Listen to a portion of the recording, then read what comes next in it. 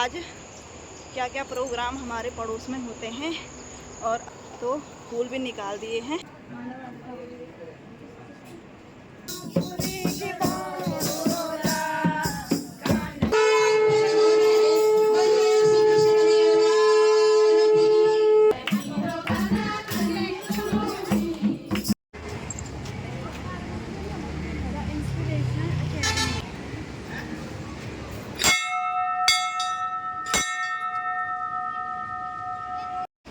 स्वागत है आप सभी का तनु ब्लॉग में।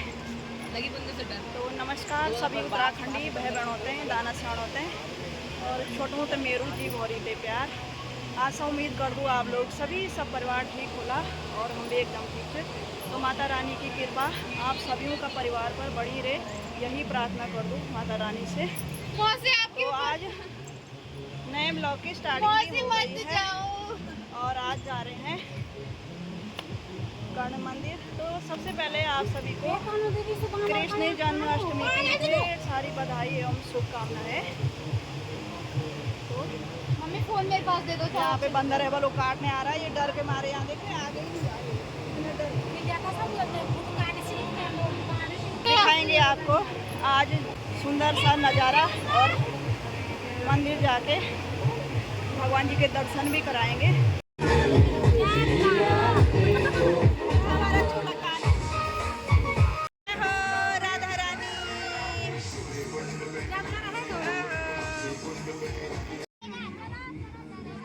मंदिर का सुंदर नज़ारा।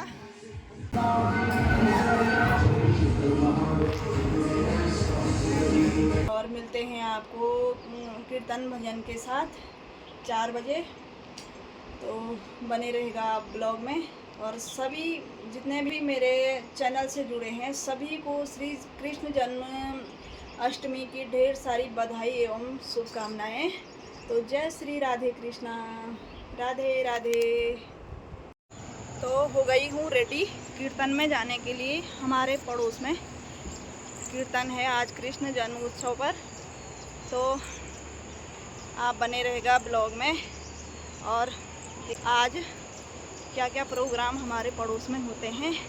और अभी आ रखी हूँ मैं फूल लेने, कीर्तन के लिए फूल ले जाऊँगी बगीचे से। तो फूल निकालेंगे, फूल ले जाऊंगी कृष्ण भगवान के लिए। तो दिखाऊंगी आज आपको कृष्ण जन्म उत्सव पर कौन कौन से भजन हमारे पड़ोसी गाते हैं। और तो फूल भी निकाल दिए हैं, चलते हैं कीर्तन में और दिखाएंगे आपको वहीं जाके कीर्तन भजन सारे दोस्तों के साथ आज का प्रोग्राम।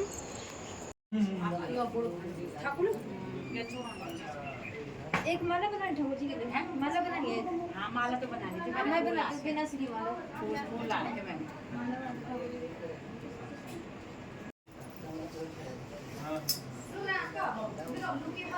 बड़ी नहीं है,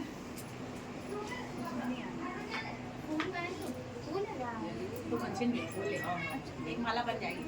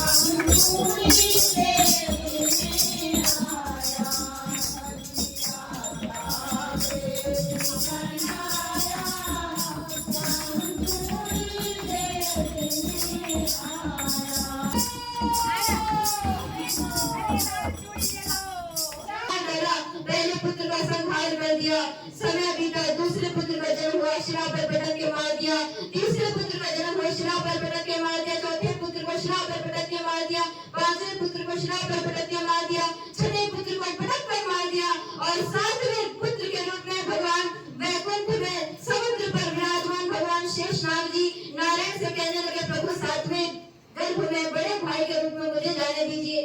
भगवान ने कहा क्यों? तो तब शेषनाग भगवान कह रहे हैं कि आप जब त्रेता युग में आए थे मुझे छोटा भाई बनाया था, उस समय बन गए, बहुत कष्ट उठाया, मैं आपको रोक नहीं सका। अगर मैं बड़ा भाई बनूंगा तो आपको कभी वन नहीं जाने दूंगा, इसीलिए मुझे आपकी सेवा के लिए बड़े भाई के रूप में जाने दीजिए। तब शेषनाग भगवान जी माता देवकी के गर्भ में आए और भगवान बलराम जी के रूप से देवकी माता के गर्भ में निवास करने लगे। जब देवकी माता के गर्भ में भगवान बलराम जी अपने तेज के साथ प्रकट हुए, कंस को चारों तरफ सांप ही सांप दिखाई देने लगे। अब तो कंस को हार्ट अटैक आने का खतरा बढ़ गया। भगवान ने सोचा हमारे दुश्मन को तो ये शेषनाग जी पहले ही मार डालेंगे, इसलिए योग माया भगवती नंदा देवी को आदेश दे दिया कि जाओ इस जो बलराम जी है इनको तुम गोकुल में माता रोहिणी जो वसुदेव जी की दूसरी पत्नी है इनके गर्भ में रख दो। तब माता रोहिणी के गर्भ में भगवान बलराम जी को संकर्षित करके स्थापित किया। भगवान का नाम हो गया संकर्षण और भाद्रपद मास के शुक्ल पक्ष की सप्तमी तिथि को भगवान बलराम जी महाराज गोकुल गांव में प्रकट हो गए। बोलिए बलराम जी महाराज की, श्री संकर्षण भगवान की। और जब बलराम जी प्रकट हो गए तब तो सारी धरती दिन गिन गिन करके भगवान के आने की प्रतीक्षा करने लगी। अब शुभ समय आ गया, शुभ समय आ गया, भादों का महीना आ गया, अष्टमी तिथि आ गई, बुधवार आ गया और सारे शुभ नक्षत्र एकत्र हो गए और सिंह राशि में चंद्रमा आ गया, रोहिणी नक्षत्र आ गया और भादों के महीने में वसंत ऋतु का अनुभव होने लगा। ठंडी ठंडी हवा चलने लगी, हल्की हल्की बरसात आने लगी, आकाश पर चंद्रमा बादलों की ओट में छुप गया। धरती पर जो नदियां थी मटमैली वर्षा ऋतु में अपने आप साफ हो गई। तालाब में रात में कमल खिल गए, रात में ही बगीचों में सारे फूल खिल गए। घर घर में भक्त एकत्र होकर के कीर्तन करने लगे। सारे ऋषि जिस यज्ञ की वेदी में हवन करते हुए वेदी अपने आप जलने लगी। भगवान के मंदिरों में अपने आप घंटी बजने लगी। सारे संसार के सारे शुभ तत्व एकत्र होकर के ब्रजमंडल में देखने लगे। ब्रजमंडल में जिस कारागार में माता देवकी विराजमान थी उस कारागार में भगवान दिव्य तेजोमय रूप से पहले तो भावा वसुदेव जी के हृदय में आए। वसुदेव जी के हृदय से माता देवकी के हृदय में प्रकट हो गए। देवकी के हृदय से दिव्य ज्योति रूप में भगवान माता देवकी के गर्भ में पधारे और तब सारे देवता भगवान की गर्भ स्तुति करने लगे। हे प्रभु आप सत्य नारायण हैं, जिनके हृदय में सत्य है वही आपको पा सकता है, जिसके हृदय में सत्य है वही आपकी कथा सुन सकता है, जिसके हृदय में सत्य है वही आपका नाम ले सकता है, जिसके हृदय में सत्य है वही आपसे प्रेम कर सकता है और जिसके हृदय में सत्य है आप उससे ही प्रेम करते हैं। हे प्रभु आप सत्य स्वरूप हैं, इसीलिए हम आपको प्रणाम करते हैं। अब आप उस वचन को भी सत्य कीजिए जो आपने हमको दे रखा है कि आप अपने इस मामा कंस का संहार करेंगे। और तब भगवान प्रसन्न हो गए।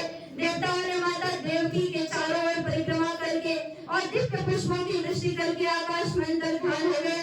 तब तो शुभ समय आ गया, शुभ लक्षण समय तक होकर प्रकट होने लगे और ठीक रात के 12 बजे भगवान श्री कृष्णचंद्र गोलोक धाम से धरती पर अवतीर्ण होते हैं और माता देवकी की संतान के